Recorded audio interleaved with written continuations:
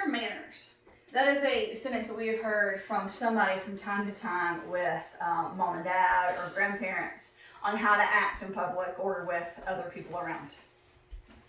Manners have disappeared over the years, and I would love to be able to encourage everyone to bring them back, or to at least have more. Debbie Main writes in an article published on the Spruce Online, October 2nd, 2019, some people have pretended that no one else in the world is affected by their behavior, their actions, or their words. Picking this topic has reminded me of the importance of it, and I have been able to find Debbie Main and Vicki Oliver has focused on this subject for many years and have written articles and published books on them, so it's able to help me find more information on this. The 3 types of manners that I would like to talk to you about today is the table manners, communication manners, and workplace, and also their importance of it. Table etiquette is different from culture to culture, but you also have table manners. Table etiquette is different, your social behavior within your group or the profession that you are around. For example, you have silverware. You have different silverware. You may have 2 forks, one for your salad and one for your dinner, and then you're going to have different knives and different spoons. Also elbows. A lot of people put your elbows on the table, and some people don't. The manners, what's different from table manners, is what everyone should be practicing, which is germs. You do not want me picking my nose at the table, and then while everybody's sitting there. That's just gross.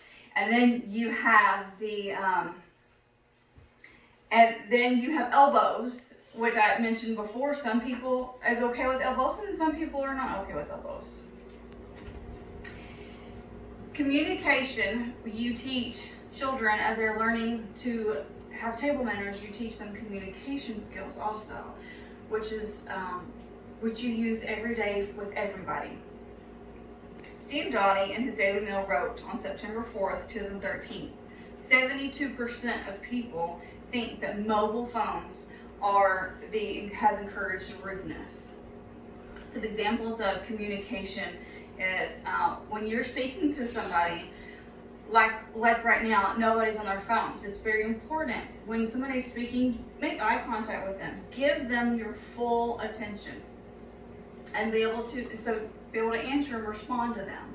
If I'm looking at you and I'm giving you my full attention, then I know that you should be able to know that I'm listening to you. I will nod my head so you understand me, and I will respond to your questions and give you the correct answers, and not just okay and you think I'm listening but I'm really not. Communication is extremely most important when it comes to your workforce. Workplace with your manners is going to help you shine, or if you don't have any manners, you are not going to shine. It's going to help you especially want workforce manners if you want a job, if there's a promotion that you want to get, you've got to have those manners, because you cannot expect your boss to give you a raise or give you something if you're disrespectful to anybody. Bad manners makes a negative impression from Vicki Oliver.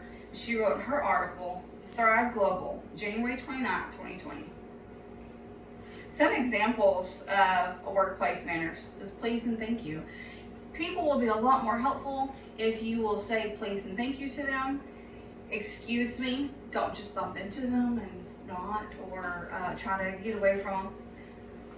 Say good morning and good evening, or goodbye, hello. Recognize that they're there. Give them just even if it's a 30-second, attention. Give them something. They will pay more attention to you. Apologize when you know you are wrong or you have messed up with something. Being able to recognize that you have messed up sure earns a lot more respect when you're willing to apologize for your mistakes. And no interrupting.